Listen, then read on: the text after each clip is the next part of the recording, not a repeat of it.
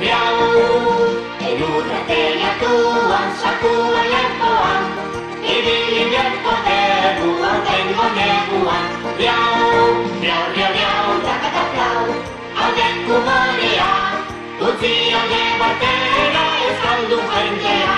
Miau, miau, miau, rakatatau, aldeku morea, utzi alde batera ez galdu jendea.